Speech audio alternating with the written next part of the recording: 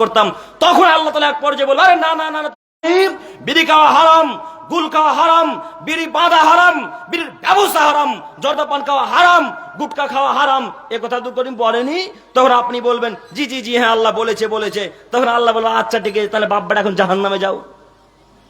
সামনে দিয়ে তার এইচএস, এবার যে এইচএস দিবে 2025-এ, ওই মহিলাটা, ওই নারী জিন্সের প্যান্ট পরেছে, পুরুষদের জুতা পরেছে, উপরে গেঞ্জি জামা লাগিয়ে, চুলকে ছেড়ে দিয়ে, ঠোঁটে লিপস্টিক লাগিয়ে ঢং ঢং ঢং ঢং করতে করতে করতে তার বাপের সামনে দিয়ে চলে গেল।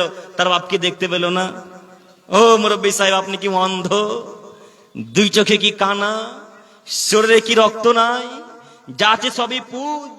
আপনি কি নিজেকে মানুষ মনে করেন না? নিজেকে কি কাপুরুষ মনে করেন? নিজেকে কি ইহুদি মনে করেন? নিজেকে কি খ্রিস্টান মনে করেন? নিজেকে কি সাঁওতাল মনে করেন?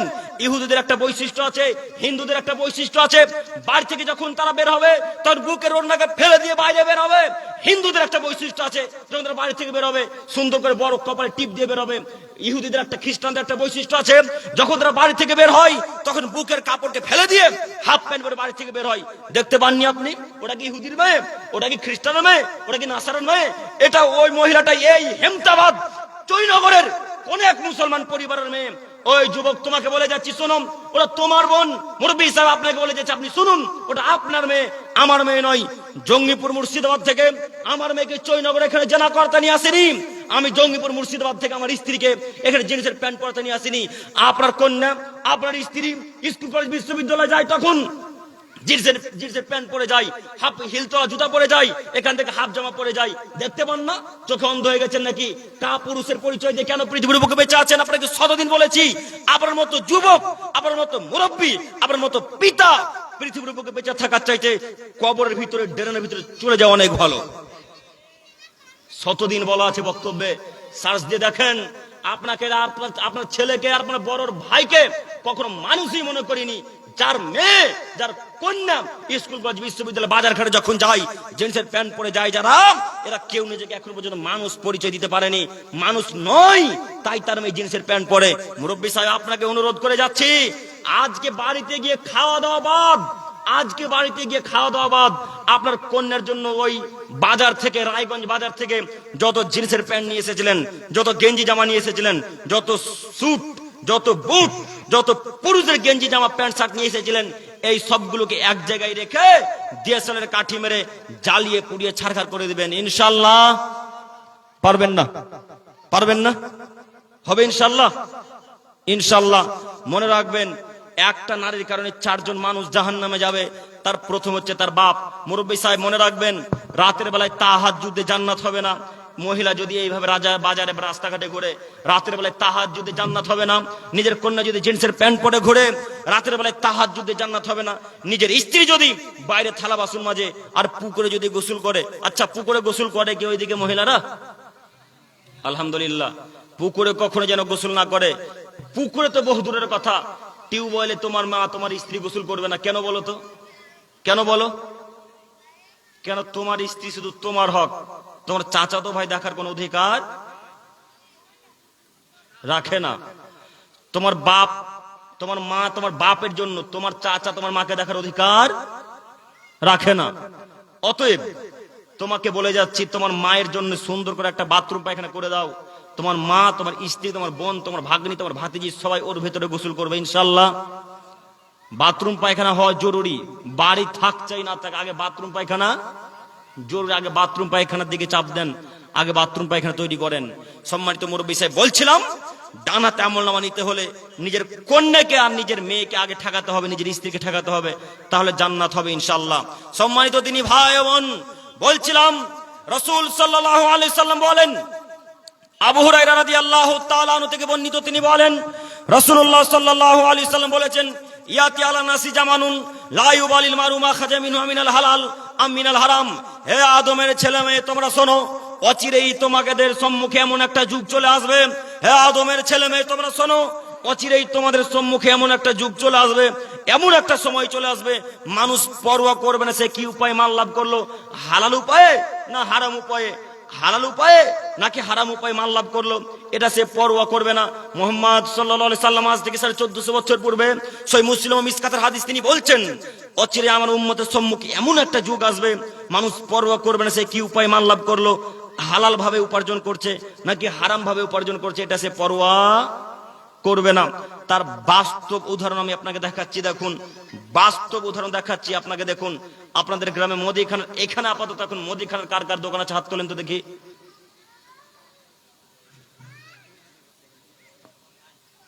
এই গ্রামে কারোর মুদিখানা দোকান নেই? আছে, তুলবে না লজ্জাতে নাকি? তুলিয়েন না, তুলিয়েন না, থাকেন। আপনাকে বলছি দেখুন, আচ্ছা মুদিখানার দোকানে গুটকা পাওয়া যায়, সিগারেট, আপনারা শুধু উত্তর দেন। গুল পাওয়া যায়, খৈনি পাওয়া যায়, আর চায়ের দোকানে তো জর্দাপান আছেই, হ্যাঁ পাওয়া যায়। আরো নেশাদার দ্রব্য জিনিস পাওয়া যায় কি যায় না বলেন তো দেখি? যায়। আল্লাহ নবী আজ থেকে 1450 বছর পূর্বে ভবিষ্যৎবাণী করেছেন। কি ভবিষ্যৎবাণী? তিনি বলছেন আমার উম্মতের সম্মুখে এমন একটা যুগ আসবে, এমন একটা সময় চলে আসবে যে আমার উম্মত পরোয়া করবে না কি উপায় মান লাভ করছে, হারাম ভাবে না হালাল ভাবে উপার্জন করছে, এটা সে পরোয়া করবে না। আচ্ছা বলেন তো, যদি পরোয়া করতো তাহলে এই মুদিখানার দোকানে বিড়ি থাকতো? যদি পরোয়া করতো তাহলে মুদিখানার দোকানে গুল থাকতো? যদি পরোয়া করতো কিভাবে উপার্জন করছে বা করছি, তাহলে তার দোকানে বিড়ি, গুল, গুটকা, গাঁজা, হিরোইন, ইয়াবা, তিরঙ্গা, জর্দা, সিগারেট এগুলো থাকতে পারতো? পারতো না। কাজে সে পরোয়া করে না গো, এই জন্য তার দোকানে এখন পর্যন্ত বিড়ি, গুল, গুটকা আছে। শুনে রাখবেন, বিড়ি খাওয়া যেমন হারাম, বিড়ি বাঁধাও ঠিক তেমনি হারাম। বিড়ি পান করা যেমন হারাম, বিড়ির ব্যবসা করাও ঠিক তেমনি হারাম। দেখি কোন মায়ের বেটার বুকে ক্ষমতা আছে বলতে পারে বিড়ি বাঁধা জায়েজ? দেখি কোন মায়ের বেটার বুকে ক্ষমতা আছে বলতে পারে বিড়ি বাঁধা জায়েজ? বিড়ি বাঁধা একেবারে হারাম, টোটালি হারাম, পুরোপুরি হারাম, সম্পূর্ণরূপে হারাম। বিড়ি বাঁধলেই পাপ হবে, বিড়ি বাঁধলেই পাপ হবে, বিড়ি পান করলেই পাপ হবে, বিড়ি দোকানে রাখলেই পাপ হবে। দেখি কোন মায়ের বেটার বুকে ক্ষমতা আছে বিড়ি বাঁধা জায়েজ বলতে পারে? বলেন শুধু একবার। শুনুন, পরোয়া করবেন কথা আল্লাহ নবী আজ থেকে 1450 বছর পূর্বে বলেছেন। এক, দুই, এই গ্রামে বন্ধন চলে? চলে, কোন জায়গা বাদ নাই। আপনাদের রায়গঞ্জ বলেন, আর তো দক্ষিণ দিনাজপুর বলেন, আর ওইদিকে আমাদের মুর্শিদাবাদ বলেন, নদিয়া বলেন, দক্ষিণ 24 পরগনা, উত্তর 24 পরগনা, হুগলি, বাহুরা, কেরালা, যেই গ্রামে বলেন না কেন, কোন দিক এই বন্ধনে সুদের ব্যবস্থা বাদ নেই। আছে? নেই। তো আপনাকে বলতে চাইছি, আচ্ছা বলেন, আপনি যদি পরোয়া করতেন তাহলে সুদের টাকা এখন পর্যন্ত খাটাতে পারতেন না? পারতো? পারতো না। মানুষ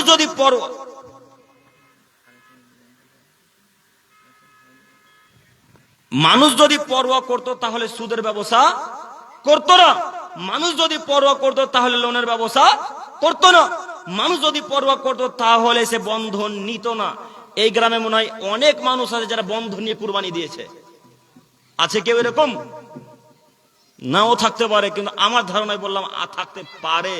কেন? মানুষ মনে করে যে কুরবানি দেওয়া ফরজ। মানুষ মনে করে কুরবানি করা ফরজ, কিন্তু কুরবানি করা ফরজ নয়। কুরবানি করা হচ্ছে সুন্নাতে মুআক্কাদা।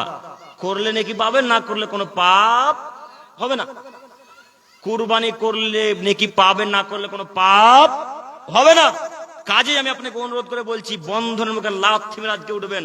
শুনুন, আপনি প্রতিদিনই হাদিসটা শুনতে পান। আপনাদের গ্রামের ইমাম সাহেব প্রায় দিনই বলে, দিরহামুর রিবা ওয়া ইয়াকুলুহু রাজুল ওয়া হুয়া ইয়ালামু সাদ্দু মিন সিত্তাতি ওয়া সালাসিনা জিনিয়া। যদি কোনো মানুষ জেনে শুনে 1 টাকা সুদ খায়, 36 বার জেনা করলে যেই পাপ হয়, 1 টাকা সুদ খেলে তার চেয়ে বেশি পাপ হয়। একটা হাদিস বলি, এটা তো খারাপ লাগে না গায়ে, কেননা এটা তো আম ব্যাপার। এবার হাদিস বলে দেখি তো আপনাকে খারাপ লাগছে কিনা। আবু হুরায়রা রাদিয়াল্লাহু তাআলা আনহু বলেন, রাসূলুল্লাহ সাল্লাল্লাহু আলাইহি সাল্লাম বলেছেন, আর রিবাউ সাবুন হুবান আইসারু আয়ানকে রাজুলু উম্মাহু। এ আদমের ছেলে মেয়ে তোমরা শোনো, তোমাদের মধ্যে যদি কোনো মানুষ সুদ খায়, তাদেরকে বলছি আদমের ছেলে মেয়ে শোনো, সুদের 70টা ভাগ রয়েছে। কতটা? সুদের 70টা স্তর রয়েছে। তার মধ্যে সব থেকে ছোট পাপ, সব থেকে নিম্নতর স্তর হচ্ছে মায়ের সাথে জেনা করা। নাউজুবিল্লাহি মিন জালিক। খারাপ লাগে না শুনে? খারাপ লাগে না? বোকা ছেলে, তোমার তো এখনো বন্ধন চলে, তোমাকে খারাপ লাগে না? তোমার মায়ের সাথে জেনা করতে এত ভালো লাগে? ছি ছি ছি, থু। লজ্জা থাকা উচিত, হায়া থাকা উচিত। আল্লাহ নবী এত কঠিন ভাবে আর কোন বিষয়ে বলেছেন তা আমার জানা নাই। আল্লাহ রসুল এত কঠিন ভাবে মায়ের সাথে পাপের কথাকে তুলনা করেছেন এ কথা আমার জানা নেই। আপনার জানা থাকলে আপনি বলিয়েন। দেখুন আল্লাহ নবী বলছেন সুদের 70টা ভাগ রয়েছে, তার মধ্যে সব থেকে ছোট ভাগ মায়ের সাথে জেনা করলে যে পাপ হয়, 1 টাকা সুদ খেলে তার চেয়ে বেশি পাপ হয়। আল্লাহ নবী বলছেন ইহুদি খ্রিস্টানেরা পাপ করতে করতে করতে করতে করতে পাপ করতে করতে করতে করতে করতে তারা তার মায়ের সাথে জেনাতে লিপ্ত হয়েছিল। ইহুদি খ্রিস্টানরা কিছু বোঝে না, তারা মায়ের সাথেও জেনা করে, তার বোনের সাথেও করে, তার স্ত্রীর সাথেও করে, তার দিদির সাথেও করে, তার ভাইয়ের সাথেও করে। তারা জেনা কি জিনিস বোঝে না। তাই আল্লাহ নবী বলছেন ইহুদি খ্রিস্টানরা পাপ করতে করতে করতে করতে তারা জেনাতে লিপ্ত হয়েছিল তার মায়ের সাথে। ইহুদি খ্রিস্টানরা পাপ করতে করতে তারা তার মায়ের সাথে জেনাতে লিপ্ত হয়েছিল। তেমনি আমার উম্মতের কিছু লোক পাপ করতে করতে করতে করতে করতে করতে মায়ের সাথে জেনাতে লিপ্ত হবে। আমার উম্মত পাপের কাজ মনে করবে না, আর সেটাই হচ্ছে সুদের পাপ। শুনে খারাপ লাগলো না? একটুকু খারাপ লাগেনি? লাগা উচিত। অন্তরে যদি সামান্য পরিমাণ ঈমান থাকে, অন্তরে যদি সামান্য পরিমাণ ঈমান থাকে তাহলে খারাপ লাগা উচিত। আল্লাহ তোমার কাছে ভিক্ষা চাই, আল্লাহ তুমি আমাদের সকলকে এই হারাম কাজকর্ম থেকে বিরত থাকার তৌফিক দান করো। সকলে বলি আমিন। সম্মানিত দিনী ভাই বোন, বলছিলাম ডান হাতে আমল নামা যদি নিতে হয় তাহলে এই পাপগুলি থেকে বিরত থাকতে হবে। সম্মানিত দিনী ভাই, আপনাদেরকে আমি অনুরোধ করে বলছি, আপনারা সকলেই অবগত আছেন যে আপনাদের এই চৈনগর পূর্বপাড়া ঈদগাহ ময়দানের উন্নতিকল্পে বিরাট ধর্মীয় জালসা 1 রাত্রি ব্যাপী। যেহেতু আপনারা অবগত আছেন যে এটা উন্নতিকল্পে জালসা, কাজেই আপনারা যে যতটুকু পারবেন অবশ্যই দান করে যাবেন। কেননা আমি অন্য বক্তাদের মতো এইভাবে সুর করে বলতে পারি না যে 10 টাকা কিংবা 100 টাকা দিয়ে যান। আমি এইভাবে বলতে পারি না বা বলার প্র্যাকটিসও করি না, কোনোদিন প্রয়োজন মনে করি না এরকম ভাবে বলার। তো কাজে আপনারা সকলে যেহেতু অবগত আছেন, এত বড় প্যান্ডেল, মহিলাদের আলাদা প্যান্ডেল, পুরুষদের আলাদা প্যান্ডেল, নিশ্চয়ের একটা খরচ আছে, তাই না? খরচ আছে। কাজেই আমি আপনাদেরকে অনুরোধ করে বলছি আপনারা আসুন, একটু এগিয়ে আসুন, আল্লাহর হস্তে হাত বাড়িয়ে যান।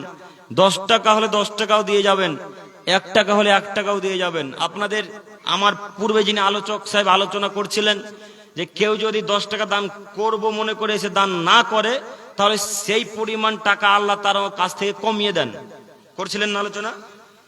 বখিল, এদেরকে বলা হয় বখিল, এরা হলো কৃপণ মানুষ। কাজে আসুন সম্মানিত দিনী ভাই, আপনারা দান করে যান, আবার আলোচনা শুরু করবো ইনশাল্লাহ। আসুন আমার দিনী ভাই বোনেরা, আসুন এখানে উঠুন, একজন একজন করে উঠে আসুন। সম্মানিত দিনী ভাই, আপনাদেরকে বলছি আপনারা আসুন, একটু একটু করে এগিয়ে আসুন, আমরা আলোচনা আবারও শুরু করব। এই সভাপতি সাহেব কোথায় গেলেন?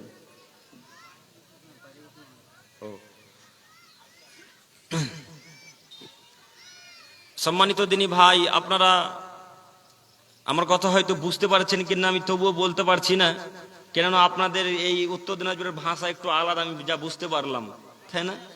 বুঝে যাচ্ছে না? আপনারা এক এক সময় কেমন কেমন বলছেন যে ওই তা আপনারা আসুন আমার দিনী ভাইয়েরা, আপনারা উঠে চলে যাবেন না, আমরা এখন আলো লম্বা সময় আছে, আমরা আলোচনা করব ইনশাল্লাহ।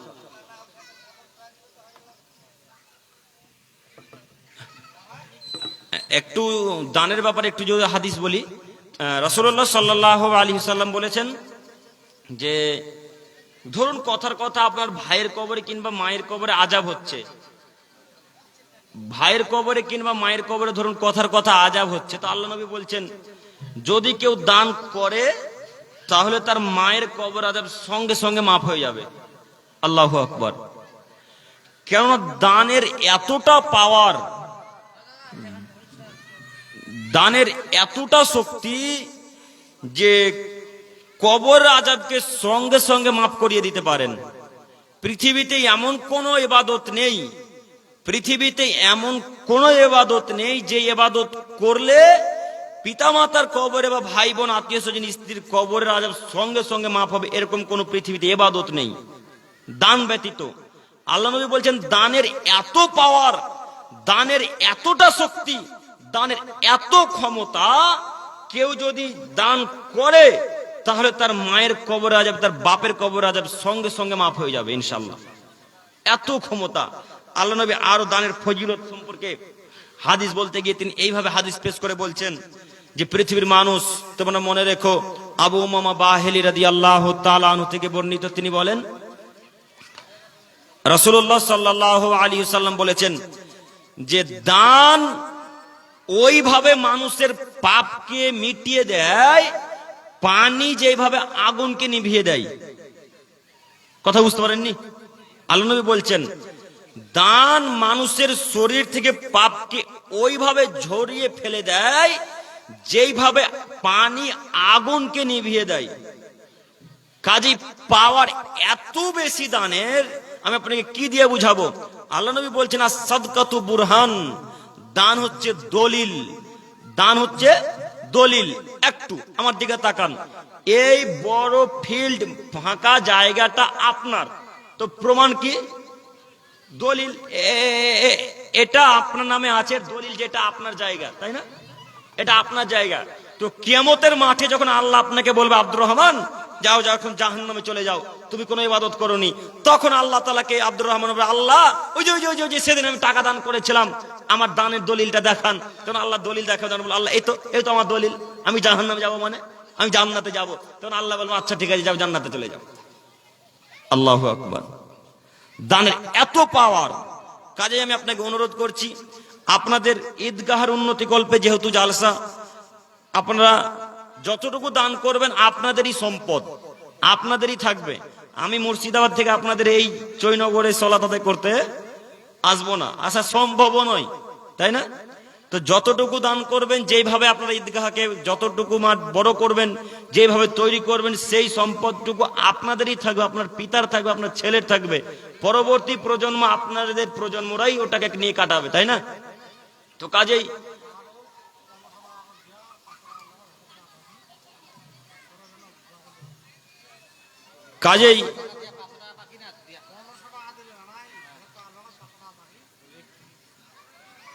ওটা লিখে রাখুন না, লিখুন ওটা। কাজেই আপনারা দান সম্পর্কে একটু সজাগ হন, দান করার ব্যাপারে একটু সজাগ হন। সম্মানিত মা ও বোন, আপনারা দান করতে ছেলেদের চাইতে বেশি ভালো, এ কথা আমরা রাসূলের যুগ থেকে রাসূলের বাণী দ্বারা বুঝতে পারি। মা ও বোনেরা ছেলেদের থেকে দান করতে বেশি ভালো, কেননা তারা স্বর্ণের নাকেরও দিয়ে দেয়, পায়ের তোরাও দিয়ে দেয়, তাই না? আল্লাহ রাসূল সাল্লাল্লাহু আলাইহি সাল্লাম একবার দান সম্পর্কে আলোচনা করছিলেন। দান সম্পর্কে আলোচনা করতে করতে করতে একটু পরে দেখছেন মহিলাদের কি দিক থেকে কানের চলে আসছে, নাকের চলে আসছে, স্বর্ণের নাকের চলে আসছে, সোনার কানের চলে আসছে। তার মানে বোঝা যাচ্ছে মহিলারা সেই আগের যুগ থেকেই তারা সোনার কানের দিতে, দান করতে তারা বেশি ভালোবাসেন। এখন আমরা শত জায়গাতে, প্রায় জায়গাতে দেখেছি, দান যখন বক্তা আদায় করতে শুরু করেন, তখন বারবার বলতে থাকেন যে মহিলাদের পক্ষ থেকে একটা কানের দুল এসেছে, মহিলাদের পক্ষ থেকে একটা নাকের এসেছে। শুনতে পান না আপনারা? এভাবে বলে। তো আমি মা ও বোনদেরকে বলছি, সম্মানিত মা ও বোন, আমি আপনাদেরকে অন্তঃস্থল থেকে সম্মান করি, আপনাদেরকে অনুরোধ করে বলছি, আপনারা যে যতটুকু পারেন ঈদগাহের উন্নতি কল্পে দান করেন।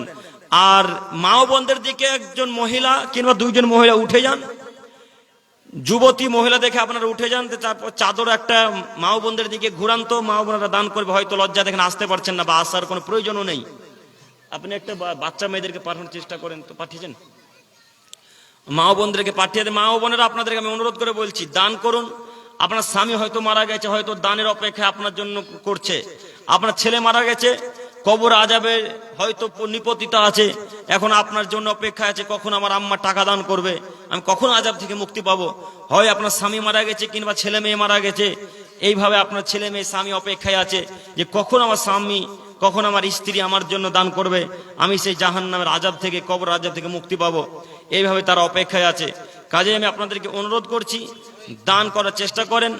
আল্লাহ আমাদের সকলের দানকে কবুল করুক, সকলে বলি আমিন। সম্মানিত মা ও বোন, আপনাদেরকে আবারও বলছি, দান করার চেষ্টা করুন। টাকা যদি না নিয়ে এসে থাকেন, এখানে কারোর মাধ্যমে বলে পাঠিয়ে যান। এখানে মুরব্বী সাহেব বসে আছেন লেখার জন্য, তিনি লিখে রাখবেন, কালকে হোক, 2 দিন পর হোক, 1 সপ্তাহ পর হোক, টাকা দান করে যাবেন।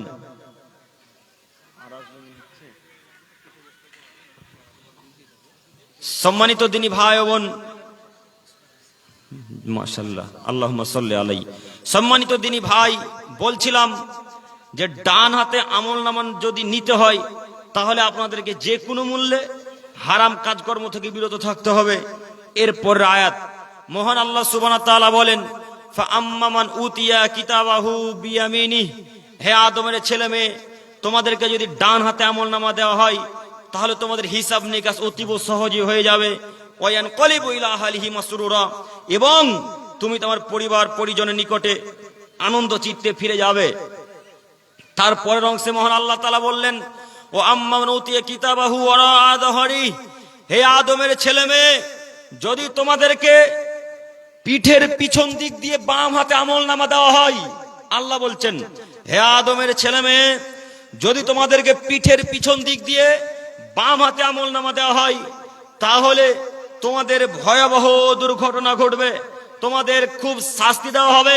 যখনই তাকে বাম হাতে আমলনামা দেওয়া হবে পিঠের পিছন দিক দিয়ে, তখন সে বলবে ফাসাউফা ইয়াদউ সুবুরা, সে মৃত্যুকে আহ্বান করবে। সে বলবে, আমার মৃত্যু যদি শেষ হতো, আমার মরণে যদি শেষ হতো তাহলে আজকে কতই না ভালো হতো, আজকে কঠিন শাস্তি আমাকে ভোগ করতে হতো না, আজকে কঠিন শাস্তি আমাকে ভোগ করতে হতো না। ওয়াসলা সাইরা, এবং তাকে জাহান্নামে নিক্ষেপ করা হবে। সম্মানিত দিনী ভাই এবং অত্র আয়াতগুলির বিবরণ দ্বারা বোঝা যায় ডান হাতে আমলনামা দিলে জান্নাত, বাম হাতে আমলনামা দিলে জাহান্নাম। কাজেই ডান হাতে আমলনামা নেওয়ার চেষ্টা করতে হবে যে কোনো মূল্যে।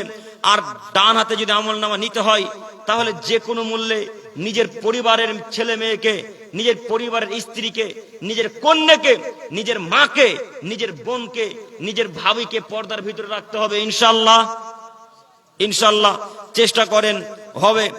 মানুষই পারে পর্দার ভিতরে রাখতে, মানুষই পর্দা করে চলতে পারে, গরু ছাগল পারে না। গরু ছাগল বুঝবেও না পর্দা কাকে বলে, বুঝবে? বুঝবে না, মানুষই পারবে। কাজেই আমি আপনাদেরকে অনুরোধ করছি, মা ও বোনদেরকে পর্দা করার আদেশ করুন, পর্দা করে চলতে বলুন, নইলে পরকাল আপনারও শেষ, আপনার স্ত্রীরও শেষ, আপনার বোনেরও শেষ, আপনার মায়েরও শেষ।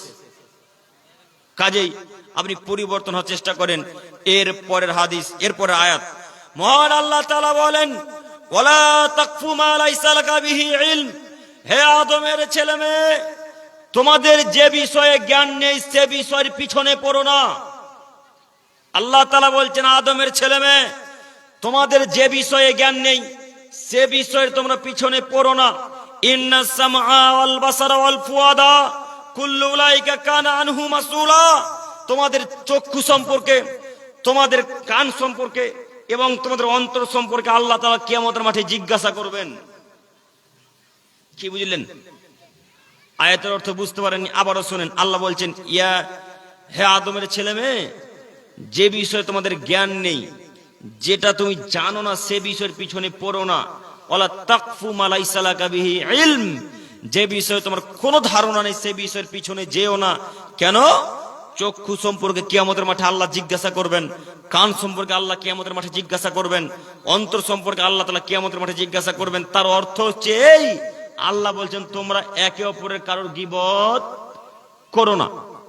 আল্লাহ বলছেন তোমরা একে অপরের পরনিন্দা করো না। আল্লাহ বলছেন তোমরা একে অপরের চুগলামি করো না। হে আদমের ছেলে মেয়ে, তুমি যে বিষয় জানো না সে বিষয়ে মানুষের সামনে কথা পেশ করো না। কি বুঝলেন? আল্লাহ বলছেন তোমরা গীবত করো না, তার অর্থ কি? মানে একজন আর একজনের দুর্নাম করতে পাবে না। গীবতের অর্থ বুঝতে পারেননি? দুর্নাম, গীবত রটাবেন না, দুর্নাম রটাবেন না একজন অপরজনের। যদি রটান তাহলে কিয়ামতের মাঠে জিহ্বাকে আল্লাহ জিজ্ঞাসা করবে, বলো তো জিহ্বা, এই কথাগুলো যে ওই লোকটার ব্যাপারে বলেছিল সে কথাগুলি আদৌ সত্য ছিল? তখন জিহ্বা বলবে, না আল্লাহ তাআলা এই কথা সত্য ছিল না আল্লাহ। তখন এই জিহ্বা সমেত আপনাকে জাহান্নামে লাথি মেরে নিক্ষেপ করা হবে। বলেন তো দৃশ্য কত কঠিন, বলেন তো দৃশ্য কত কঠিন। ও মুরব্বী সাহেব আপনাকে বলছি, ও মুরব্বী সাহেব আপনাকে বলছি, চায়ের দোকানে তো 100 দিন বসতে নিষেধ করেছিলাম। চায়ের দোকানে আপনাকে 100 দিন বসতে নিষেধ করেছি কেন? চায়ের দোকান একটা গীবতের পার্লামেন্ট, বলিনি? মনে নাই কথা? চায়ের দোকান হচ্ছে গীবতের পার্লামেন্ট, ওটা একটা গীবতের আড্ডাখানা। সারা দিন কোথায় কি আলোচনা হয়েছে না হয়েছে, সকালবেলায় ওখানে গিয়ে আলোচনা শুরু হয়, হয় না? আর ইমাম সাহেবের নামে দুর্নাম তো আছেই, ইমাম সাহেবের নামে দুর্নাম তো আছে, সেটা তো ভিন্ন বিষয়, বলার কোনো প্রয়োজন নেই। আছে কি প্রয়োজন? আছে। একটু আমার দিকে তাকান। ও মুরব্বী সাহেব, আপনি চায়ের দোকানে যে আড্ডা মারতে মারতে বললেন, আরে ইমাম সাহেব আজকে ফজরে উঠতে পারেনি রে। আরে ইমাম সাহেব আজকে ফজরে উঠতে পারেনি। তো মুরব্বী সাহেব আপনাকে বলছি, আচ্ছা বলেন তো দেখি, ইমাম সাহেব হয়তো বা একদিন কারণবশত উঠতে পারেনি বা ঘুম তার ছুটেনি চোখ থেকে, তাই তার নামে গীবত করতে শুরু করলেন যে আমাদের গ্রামের ইমাম সাহেবটা ভালো না রে, ফজর রক্তে প্রায় কামাই করে, ফজর উঠেই না প্রায় দিনই, এ কথা বললেন। তো আচ্ছা, আপনার বাড়ির ছেলেটা ফজর রক্তে যে কোনোদিনই উঠে না, সে বিষয়ে একদিন গীবত হয়েছে? হয়েছে? হয়নি। ইমাম সাহেব একদিন উঠতে পারেনি, তাই তার জন্য কত দুর্নাম একেবারে এপার ওপার ছিঁড়ে ফেলে দিয়েছেন তার নামে। না, আপনার কাপুরুষ 22 বছরের সন্তানটা ফজরের কথা তো অনেক দূরে রয়ে গেল, জোহর আসর মাগরিব কোনোদিন আদায় করে না, তার ব্যাপারে কোনো কথা হয় না। ও মুরব্বী সাহেব, নিজের ছেলেকে আগে শাসন করেন, তারপরে ইমাম সাহেব। আচ্ছা বলেন তো, ইমাম সাহেব যদি এক ওয়াক্ত সালাত আদায় না করে, কিয়ামতের মাঠে আল্লাহ আপনাকে বলবে, ও মুরব্বী সাহেব, আপনার ইমাম সাহেব সালাত আদায় করেন, আপনি কি করছিলেন? এই প্রশ্ন আপনাকে আল্লাহ করবে? বলেন, করবে? করবে না। কিন্তু আপনাকে এই প্রশ্ন আল্লাহ বলবে, ও মুরব্বী সাহেব, আপনার ছেলে আব্দুর রহমান এক ওয়াক্ত সালাত আদায় করেনি, আপনি কি করছিলেন? এই কথা আপনাকে আল্লাহ প্রথমত জিজ্ঞাসা করবেন, সেদিন কি প্রশ্নের উত্তর দিবেন? কি দিবেন? এই জন্য আমি বারবার বলে থাকি, 22 বছরের ছেলে, 30 বছরের ছেলে, 27-28 বছরের ছেলে সালাত আদায় করে না, এর বাপ এর মা পৃথিবীর বুকে বেঁচে আছে কথা ভুল, এর বাপ এর মা পৃথিবীর বুকে বেঁচে আছে কথা ভুল, এর বাপ এর মা পৃথিবীর বুকে বেঁচে আছে কথা ভুল। 22 বছরের ছেলে সালাত আদায় করে না, এর বাপ পৃথিবীর বুকে নেই। 30 বছরের ছেলে সালাত আদায় করে না, এর বাপ পৃথিবীর বুকে নেই। 28 বছরের ছেলে সালাত আদায় করে না, নামাজ পড়ে না, এর বাপ পৃথিবীর বুকে নেই। যারা নামাজ পড়ে না, তাদের মতো খারাপ, নির্লজ্জ, বেহায়া, এদের মতো নোংরা মানুষ পৃথিবীতে নেই। এরা কুকুরের থেকেও খারাপ, এরা শূকরের থেকে খারাপ, এরা গরু ছাগলের থেকে খারাপ, এরা নিকৃষ্ট প্রাণী শূকরের থেকেও খারাপ, যারা সালাত আদায় করে না। খারাপ লাগে না? কেন খারাপ লাগে না? ছেলেকে একদিন বলতে পারলেন, আব্দুর রহমান সালাত আদায় করেছো বেটা? আব্দুর রহমানকে বলবেন, আব্দুর রহমান সালাত আদায় করেছো বেটা? তখন আপনার ছেলে বলবে, না সালাত আদায় করিনি। তখন আপনি বলতেন, দাঁত ভেঙে দেবো বেটা, তোকে সালাত আদায় কর। তারপরে কোনো কথা বলতে পারলেন না কেন? বললেন না কেন? কিসের বাপ আপনি? কিসের পিতা? কিসের আপনি মা? নিজের ছেলেকে বলতে পারেন আব্দুর রহমান সালাত আদায় কর, নিজের মেয়েকে বলতে পারেন না রহিমা সালাত আদায় কর। কিসের পিতা? কিসের মা? আপনার মতো বাপ, আপনার মতো মা, আপনার মতো পিতা পৃথিবীর বুকে বেঁচে থাকা চাইতে কবরে চলে যাও অনেক অনেক অনেক অনেক বেশি ভালো। আপনার মতো বাপ পৃথিবীর বুকে বেঁচে থাকার কোনো প্রয়োজন নেই। কেন বলতে পারলেন না? বলবেন না কেন? শুধু ক্ষমতার নাম বাপ নয়, এই সিদ্ধান্তে যৌন ক্ষমতা থাকা নাম পিতা নয়। বাচ্চা সবাই জন্ম দিতে পারে, তাই না? বাচ্চা সবাই জন্ম দিতে পারে, কিন্তু বলতে পারে না সবাই যে আব্দুর রহমান সালাত আদায় কর। হিন্দুরাও বাচ্চা জন্ম দেয়, খ্রিস্টানরাও দেয়, ইহুদিরাও দেয়, কিন্তু ইহুদি খ্রিস্টান কোনদিন বলে না যে আব্দুর রহমান সালাত আদায় কর। তারা বলে? বলবে না, তারা বলার প্রয়োজন মনে করে না। তো আপনি কি নিজেকে ইহুদি খ্রিস্টান মনে করেন? নিজেকে নাসারা মনে করেন? যদি নাই করেন, তাহলে নিজের ছেলে এখনো সালাত আদায় করে না কেন? বলতে পারলেন না কেন যে আব্দুর রহমান চাবাটা সালাত আদায় করতে? বললেন না কেন? এই ছেলে শোনো, তোমার বাপ যদি না বলে, তোমার না বাপ না বলুক, তুমি আজ থেকে সালাত আদায় করবে ইনশাআল্লাহ। ইনশাআল্লাহ। যুবক, তুমি আমার যুবক ভাই, আমারও বয়স কম, তোমারও বয়স কম, এই জন্য তোমাকে আমি তুমি করে বলছি। যুবক, তুমি মনে রাখো ভাই, তুমি আমার দিনী ভাই, তোমাকে আমি অন্তঃস্থল থেকে ভালোবাসি। যুবকদেরকে আমি বেশি এই জন্য ভালোবাসি যে যুবকদের ইবাদত আল্লাহ তাআলা যত বেশি কবুল করেন, মুরব্বী সাহেবদের ইবাদত আল্লাহ তাআলা তত বেশি কবুল করেন না। এই মুরব্বী সাহেব যদি 1000 রাকাত সালাত আদায় করে, আর এই যুবক ছেলে যদি 2 রাকাত সালাত আদায় করে, মুরব্বী সাহেবের থেকে অনেক অনেক অনেক অনেক বেশি নেকি পাবে। তার নাম যুবক। কেন বলেন তো দেখি? মুরব্বী সাহেবের রুকু ঠিক হবে না, মুরব্বী সাহেবের সিজদা ঠিক হবে না, মুরব্বী সাহেব রুকুতে সুবহান রাব্বিয়াল আযীম একবার বলতে না বলতে উঠে চলে আসবে, আর এই যুবক অন্তত 20 থেকে 25 বার সুবহান রাব্বিয়াল আযীম বলবে, তাই না? জি, আপনাকে অনুরোধ করে বলছি মুরব্বী সাহেব, আপনি খারাপ মনে করিয়েন না, আমি আপনার ছেলের মতো, আমি আপনাকে উপদেশমূলক কথা বলতে এসেছি। মুরব্বী সাহেব, যুবক ভাই, তোমাকে আমি আমার অন্তঃস্থল থেকে ভালোবাসি, আমি আমার ছোট ভাইকে যেমন ভালোবাসি তোমাকেও ভালোবাসি। যুবক, তুমি মনে রেখো, আজকের পর থেকে কখনো সালাত আদায় করবে, সালাত ছাড়বে না ইনশাআল্লাহ, ইনশাআল্লাহ, ইনশাআল্লাহ। 1 2, ডান হাতে আমল নামা যদি নিতে হয়, আজকে তুমি এই টাকনুর নিচে যত প্যান্ট আছে সব প্যান্ট টাকনুর উপরে কাটবে ইনশাআল্লাহ। কাটতে পারবে না ইনশাআল্লাহ? পারবে। মনে রেখো, আল্লাহ সুবহানাহু ওয়া তাআলা রাসূল সাল্লাল্লাহু আলাইহি সাল্লাম কত কঠিন ও জটিল হাদিস বলেছে দেখো। আল্লাহ নবী বলছেন 3 শ্রেণীর মানুষের সাথে আল্লাহ কিয়ামতের মাঠে কথা বলবেন না। 3 শ্রেণীর মানুষকে আল্লাহ তাআলা কিয়ামতের মাঠে জাহান্নাম থেকে তুলে জান্নাতে দেওয়ার জন্য পবিত্র করবেন না। 3 শ্রেণীর মানুষের দিকে আল্লাহ তাআলা তাকাবেন না।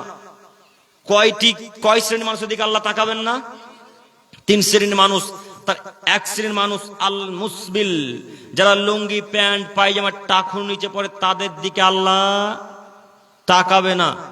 টাকুনো বুঝতে পারলেন?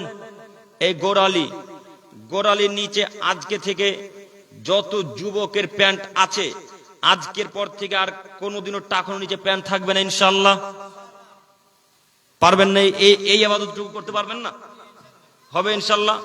আরো একটি সুবিধা আপনি মনে রাখবেন, বর্তমান বৈজ্ঞানিক নাসার বিজ্ঞানীরা প্রমাণ করেছেন, এই গোড়ালির ভেতরে যত হরমোন থাকে, এই গোড়ালির ভেতরে যত যৌন ক্ষমতা থাকে, আর কোথাও এত বেশি যৌন ক্ষমতা থাকে তারা বিজ্ঞানীরা আজ পর্যন্ত বলতে পারেনি।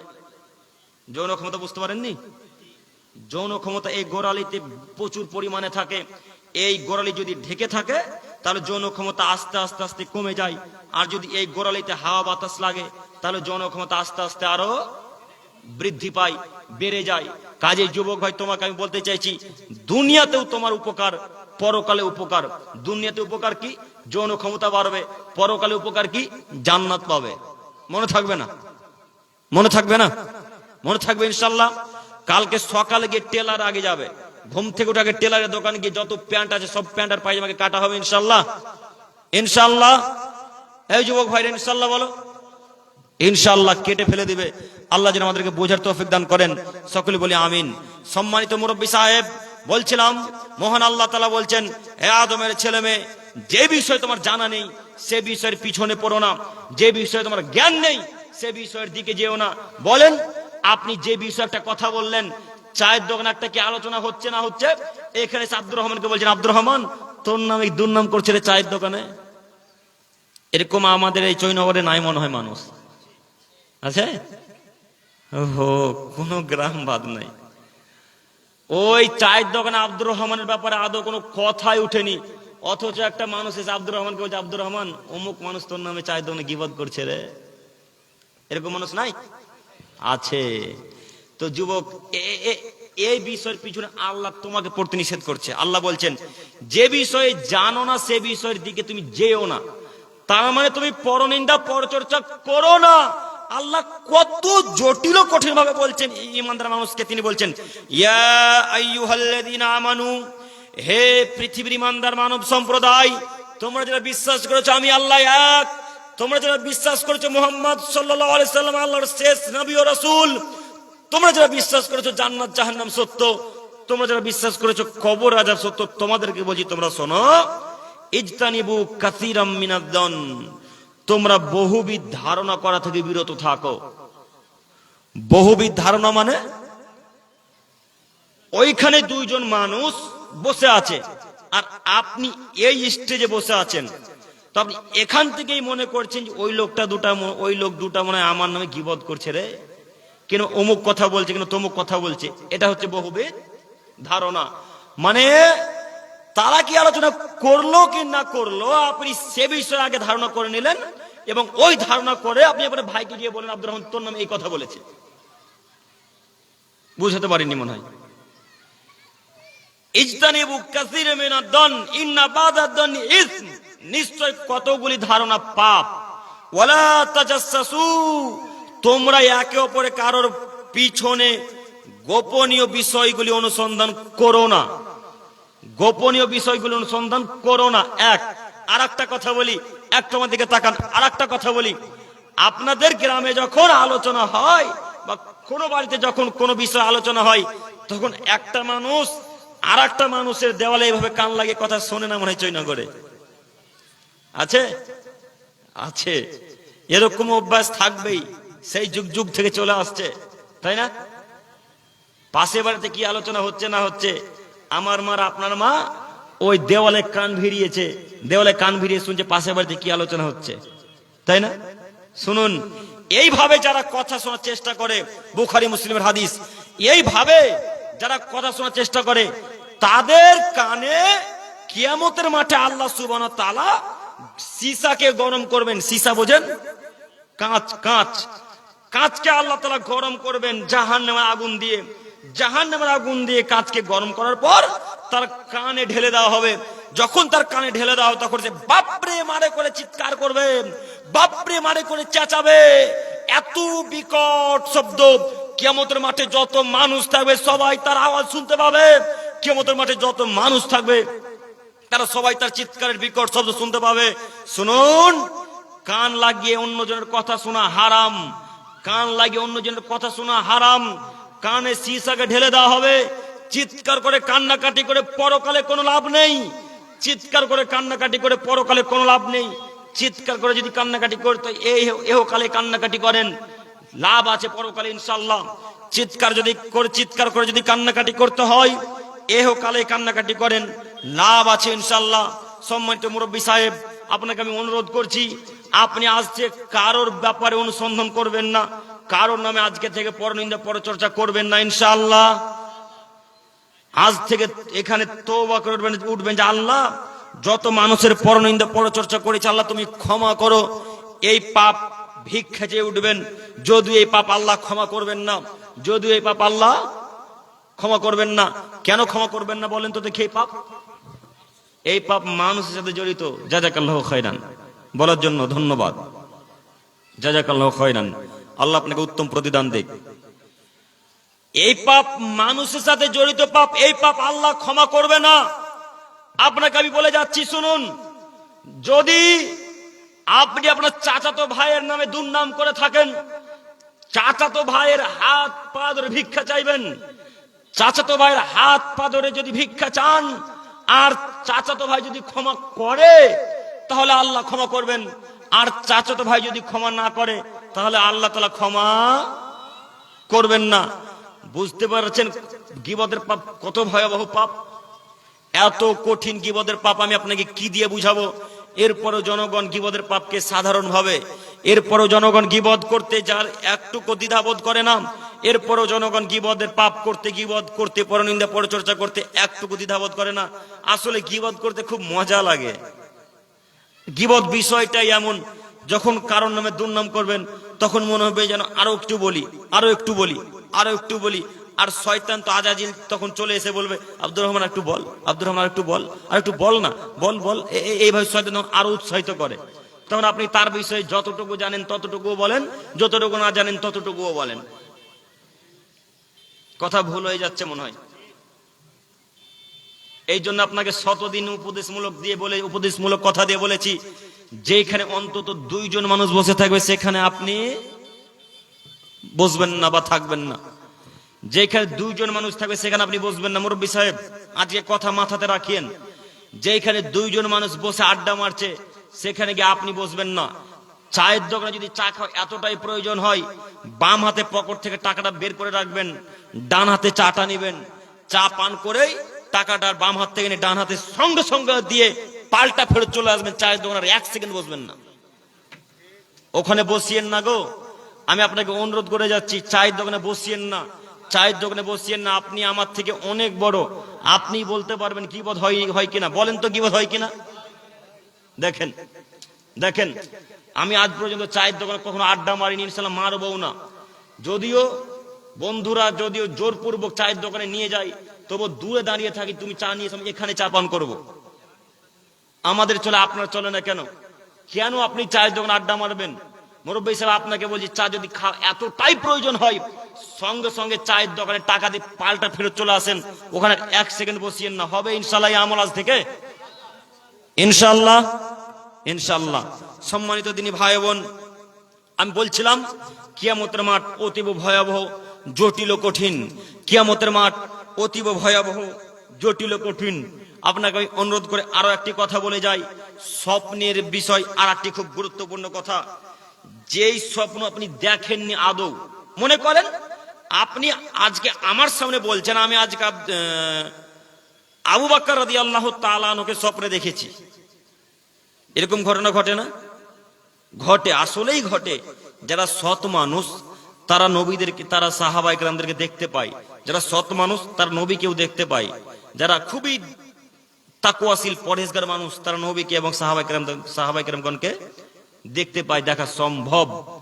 তো আপনি আমাকে এসে আজকে বলছেন যে আমি আজকে উমর রাদিয়াল্লাহু তাআলা আনহুকে দেখেছি, আমি কালকে আবু বকর রাদিয়াল্লাহু তাআলা আনহুকে দেখেছি, আমি তার আগের দিন মুহাম্মদ সাল্লাল্লাহু আলাইহি সাল্লামকে দেখেছি। এ কথা আপনি আমাকে বলছেন, কিন্তু আদৌ হয়তো এই স্বপ্ন আপনি দেখেনইনি। মানুষকে শুধু মানুষের কাছে ভালো হবার জন্য আপনি মিথ্যা করে এই স্বপ্নের ব্যাখ্যা দিচ্ছেন,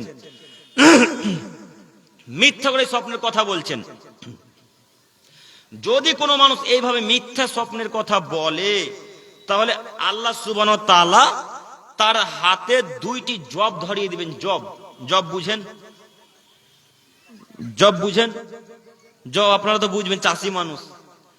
গম আর জব আলাদা, তাই না? গম আলাদা, জব আলাদা। আল্লাহ নবী বলছেন কিয়ামতের মাঠে আল্লাহ সুবহানাহু ওয়া তাআলা ওই লোকটার 2 হাতে 2টা জব দিবেন। 2টা জব দিয়ে আল্লাহ বলবেন, ও মুরব্বী সাহেব, ও আব্দুল করিম সাহেব, এখন এই জব দুটাতে আপনি গিট মারেন। আচ্ছা বলেন তো, জবে কি গিট মারা সম্ভব? জবে গিট মারা সম্ভব নয়। জবে যদি গিট না মারতে পারেন, ফলাফল জাহান্নাম। জবে গিট মারতে না পারার ফলাফল জাহান্নাম। আচ্ছা বলেন তো, মিথ্যা স্বপ্নের কথা বলে তাহলে কি উপকার হলো? জাহান্নাম কিনলেন। তাহলে মিথ্যা স্বপ্নের ব্যাখ্যা দিয়ে কোনো লাভ আছে? আজ থেকে ইনশাআল্লাহ স্বপ্নের ব্যাখ্যা করবেন না, মনে থাকবে না ইনশাআল্লাহ। আজ থেকে কখনো কাউকে বলবেন না যে উমর রাদিয়াল্লাহু তাআলা আনহুকে দেখি। যদি দেখেও থাকেন নিজের অন্তরে রেখে দেন, জি নিজের অন্তরে রেখে দেন। মুহাম্মদ সাল্লাল্লাহু আলাইহি ওয়াসাল্লামকে দেখেছেন, দেখেন, আমি মানছি আপনি দেখতে পারেন, সৎ মানুষ দেখতে পাবে, এ কথাই ঠিক। আপনি দেখেছেন, আপনার অন্তরে রেখে দেন, মানুষকে বলার প্রয়োজন নেই। আপনাকে অনুরোধ করে বলে গেলাম, জবে গিট মারতে বলবেন কিন্তু মানুষের পক্ষে গিট মারা সম্ভব হবে না, তখন মানুষকে জাহান্নামে নিক্ষেপ করা হবে। সম্মানিত দিনী ভাই বোন, এই কথায় আল্লাহ তাআলা বলছেন, হে আদমের ছেলে মেয়ে, তোমাদেরকে চক্ষু সম্পর্কে আমি জিজ্ঞাসা করব, তোমাদেরকে অন্তর সম্পর্কে আমি জিজ্ঞাসা করব, তোমাদেরকে কান সম্পর্কে জিজ্ঞাসা করব। যেই কান মানুষের কথাকে কান লাগিয়ে শুনতো, যেই চোখ মানুষের অন্যায় কাজকর্ম দেখতো তারপরে বাধা দিত না, যে অন্তর মিথ্যা স্বপ্নের কথা বর্ণনা দিত, এই অন্তর, এই চক্ষু, এই কান সম্পর্কে আমি জিজ্ঞাসা করব। কাজেই মুরব্বী সাহেব, আমি আপনাকে অনুরোধ করে বলছি, আপনি আজ থেকে অন্তত মিথ্যা স্বপ্নের কথা বর্ণনা করবেন না ইনশাআল্লাহ। ইনশাআল্লাহ। শুনুন, যদি এই জিহ্বাকে যদি ঠেকাতে পারেন জান্নাত হবে ইনশাআল্লাহ। জিহ্বাকে যদি ঠেকাতে পারেন জান্নাত হবে ইনশাআল্লাহ। জিহ্বাকে যদি ঠেকাতে পারেন জান্নাত হবে ইনশাআল্লাহ। দেখবেন আপনি, প্রমাণ নিবেন। একটু আমার দিকে তাকান। সাহাল ইবনে সাদ রাদিয়াল্লাহু তাআলা আনহু থেকে বর্ণিত, তিনি বলেন, রাসূল সাল্লাল্লাহু আলাইহি ওয়াসাল্লাম বলেছেন, মাইয়াদমান লি মা বাইনা লাহইহি ওয়া মা বাইনা রিজলাইহি আদমান লাহুল জান্নাহ।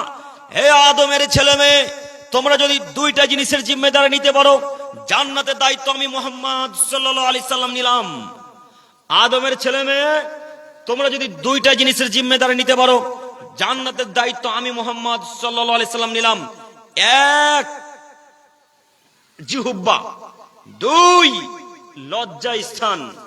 আদমের ছেলে মেয়ে, তোমরা যদি জিহ্বাকে ঠেকাতে পারো, জান্নাত কিভাবে নিয়ে যেতে হবে আমি মুহাম্মদ সাল্লাল্লাহু আলাইহি সাল্লাম দেখে নেব। আদমের ছেলে মেয়ে, তোমরা যদি লজ্জা স্থানকে ঠেকাতে পারো অন্যায় কাজকর্ম থেকে, তাহলে জান্নাতে কিভাবে নিয়ে যেতে হয় সেটা আমি মুহাম্মদ সাল্লাল্লাহু আলাইহি সাল্লাম দেখে নেব। পারবো না 2টা কাজ করতে ইনশাআল্লাহ? জিহুব্বাকে ঠেকানো খুবই যে মুশকিল গো। লজ্জাস্থানকে ঠেকানো খুব সহজ, কিন্তু জিহুব্বাকে ঠেকানো খুবই মুশকিল। এই চামড়ার মুখ, কথা বলতে মুখ ফসকে যায় অন্যজনের কথা, হ্যাঁ, সঙ্গে সঙ্গে বেরিয়ে যায় অন্যজনের দুর্নাম, এত কঠিন এই মুখ। এই জন্য আল্লাহ রসুল বলছেন, উকবা বিন আমির জুহনি রাদিয়াল্লাহু তাআলা আনহু একদা আল্লাহ রসুলের কাছে চলে এলেন। আল্লাহ রসুলের কাছে এসে আল্লাহ রসুল বলছেন, মান নাজাত ইয়া রাসূলুল্লাহ, আল্লাহ নবী নাজাত কিভাবে পাবো একটু বলেন না। আল্লাহ নবী আমি কিভাবে জান্নাত পাবো একটু বলেন। তখন আল্লাহ নবী সাল্লাল্লাহু আলাইহি সাল্লাম বললেন, উকবা আমসিক আলাইকা লিসানাক, জিহ্বাকে কন্ট্রোলে রাখো, নিয়ন্ত্রণে রাখো, জান্নাত হবে ইনশাআল্লাহ। 2 ওয়ালিয়াসাক বাইতুক, বাড়িতে থাকো উকবা, জান্নাত হবে ইনশাআল্লাহ। 3 অবকালা খতিয়াতিক, পাপের জন্য কাঁদো উকবা, জান্নাত হবে ইনশাআল্লাহ। কয়টা কাজ করলে নাজাত হবে ইনশাআল্লাহ? 3টি। 1 নম্বরে কি বললাম? জিহ্বাকে ঠেকাতে হবে। 2 বাড়িতেই বেশ বসে থাকবেন, জরুরি প্রয়োজন ছাড়া বাড়ি থেকে বের হবেন না। 3 পাপের জন্য কাঁদবেন, জান্নাত হবে ইনশাআল্লাহ। মনে থাকবে না 3টি কথা? বাড়িতে বসে থাকেন, জান্নাত হবে ইনশাআল্লাহ। আব্দুল করিম সাহেব বাড়িতে যদি এখন বসে থাকি, তাহলে তো বন্ধুরা বলবে যে মেয়ের ভাড়ুয়া, হ্যাঁ, বলে না? এই কথাও ঠিক, তাই না? এই কথাও ঠিক। বাড়িতেই বসে থাকো, তাতে যুবক যা খুশি তাই বলুক, তোমার বন্ধু বান্ধব যা খুশি তাই বলুক, তোমার আত্মীয় স্বজন যা খুশি তাই বলুক, তোমার ভাই যা খুশি তাই বলুক, বাড়িতেই বসে থাকো, পাপ কম হবে ইনশাআল্লাহ। বাড়িতেই বসে থাকো, পাপ কম হবে ইনশাআল্লাহ। বাড়িতেই বসে থাকো, পাপ কম হবে ইনশাআল্লাহ। আজ থেকে 1450 বছর পূর্বে মুহাম্মদ সাল্লাল্লাহু আলাইহি সাল্লাম বলছেন, উকবা 3টি কাজ করো, জান্নাত পেয়ে যাবে। 3টি কাজ করো, জান্নাত পেয়ে যাবে। 3টি কাজ করো উকবা, জান্নাত হবে। তার 1 নম্বর কাজ হচ্ছে বাড়িতেই বসে থাকো উকবা, জান্নাত হবে ইনশাআল্লাহ। জরুরি প্রয়োজন ছাড়া বাড়ি থেকে বের হবে না, জরুরি প্রয়োজন ছাড়া। মহিলাদের তো প্রশ্ন আসে না বাড়ি থেকে বের হওয়ার, মহিলাদের তো প্রশ্ন আসে না বাড়ি থেকে বের হওয়ার, ওরা বাড়ি থেকে বের হতে পারবে না জরুরি প্রয়োজন ছাড়া। কাজেই মুরব্বী সাহেব, যুবক ভাই, আমি আপনাকে অনুরোধ করছি, বাড়িতে থাকেন, পাপ কম হবে। আর পাপের জন্য কাঁদেন। কিভাবে পাপের জন্য কাঁদবেন? রাত 2টা 2:30টার দিকে উঠে গিয়ে আল্লাহ তাআলাকে এক পর্যায়ে বলবেন, আল্লাহ, মানুষ হিসেবে পাপ হতে পারে মাবুদ, অতএব তুমি আমার পাপকে ক্ষমা করো। আল্লাহ, মানুষ হিসেবে পাপ আমাদের হতে পারে আল্লাহ, অতএব তুমি আমাদেরকে ক্ষমা করো। এইভাবে রাতের বেলায় সুন্দর করে উজু করবেন। উজু করার পর 2 রাকাত সালাত আদায় করবেন।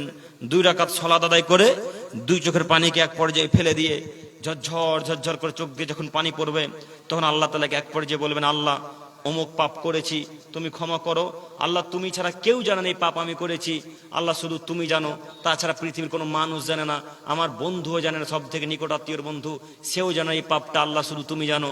আল্লাহ, এই ভয়ে তোমার কাছে ভিক্ষা চাইছি গভীর রাত্রে, আল্লাহ তুমি ক্ষমা করো। আল্লাহ, অমুক পাপ করেছি, আল্লাহ ক্ষমা করো। এইভাবে পাপের কথা স্বীকার করেন, আল্লাহকে বলেন, পাপ স্বীকার করেন, আর আল্লাহকে বলেন, দেখবেন ইনশাআল্লাহ এক পর্যায়ে আপনার সব পাপ আল্লাহ তাআলা ক্ষমা করে দিয়েছেন। আল্লাহু আকবার। আমরা তো রাতে উঠতেই পারি না, আমরা তো ঘুমাই তো 2টা 2:30টার দিকে, তো রাত্রি উঠবো কখন, তাই না?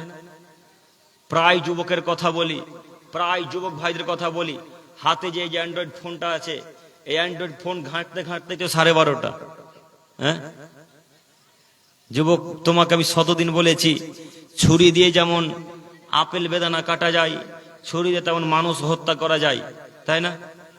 ছুরি দিয়ে যেমন আপেল বেদানা কাটা যায়, তেমন ওই ছুরি দিয়ে মানুষকে হত্যা করা যায়। ঠিক তেমনি এই ফোন দিয়ে যেমন জান্নাত কিনা যায়, এই ফোন দিয়ে তেমন জাহান্নামও কিনা যায়।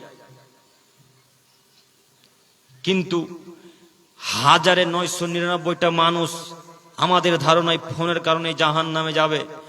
ফোন আসার আগে এত মানুষ পাপ করতো না যত পাপ এখন হচ্ছে। মুরব্বী সাহেবদেরকে জিজ্ঞাসা করেন, এত পাপ আগে হতো না। ফোন আসার পর যত পাপ হচ্ছে, এত পাপ আগে হতো না। আরো যত দিন যাবে, যত বছর যাবে, আরো কত পাপের কলা কৌশল বের হবে, তা আল্লাহ আলাম, আল্লাহ তাআলা ভালো জানেন। কাজে আমি আপনাকে অনুরোধ করছি, ফোন জাহান্নামের মাধ্যম, ফোন জান্নাতেরও মাধ্যম, ফোন জাহান্নামের মাধ্যম, জান্নাতেরও মাধ্যম। কাজেই যুবক, আমি তোমাকে অনুরোধ করে বলছি, এই ফোনে একটা অ্যাপস পাওয়া যায়, এই ফোনে একটা অ্যাপস পাওয়া যায়, আল হাদিস বলে একটা অ্যাপস। ওইখানে হাদিস পাবে তুমি, সর্বপ্রকারের হাদিস পাবে, বুখারী, মুসলিম, আবু দাউদ, নাসাই, তিরমিজি, সহিহ ইবনে হিব্বান, ওখানে অনেকগুলি হাদিস পাবে। যদি এটা সম্ভব না হয়, আরো হাদিস পাওয়া যায়, ওই গ্রন্থ অনেক প্লে স্টোরে অ্যাপস পাওয়া যায়। এই হাদিসগুলোর মধ্যে কোনো একটা হাদিস পড়ো, হাদিস পড়ে ঘুমাও, ইনশাআল্লাহ জান্নাত হবে। যুবক, তোমাকে আমি অনুরোধ করে বলেছিলাম, মোবাইল দেখতে দেখতে ঘুমিয়ে যেও না। মোবাইল দেখতে দেখতে দুই কানে ইয়ারফোন লাগিয়েই তোমার চোখে কখন ঘুম চলে এসেছে, এদিকে ইয়ারফোনে গান বাজছেই, তুমি জানোই না কখন ঘুম এসেছে। এই অবস্থাতে যদি যুবক তোমার মৃত্যু হয়, বলো তো তোমার ফলাফল কি হবে? বলো তুমি, ফলাফল কত কঠিন। কাজে যুবক, তোমাকে আমি অনুরোধ করে বলেছিলাম, যখন এশার সালাত শেষ হয়ে যাবে, এশার সালাত আদায় করে সঙ্গে সঙ্গে ঘুমিয়ে যান। যদি অন্য জরুরি কাজ না থাকে তো ঘুমিয়ে যান। আর যদি কোনো যুবক ভাই পড়াশোনা করে, তার বিষয় আলাদা, সে পড়াশোনা করবে, পড়াশোনা করতে করতে ঘুমাক দেরি করে, তাতে যায় আসে না। কিন্তু যারা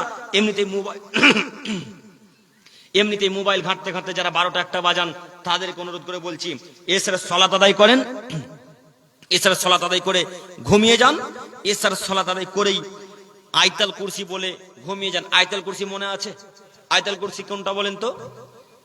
আল্লাহু লা ইলাহা ইল্লা হুয়াল হাইয়ুল কাইয়ুম। এই আয়াতুল কুরসি পড়ে ঘুমিয়ে যান।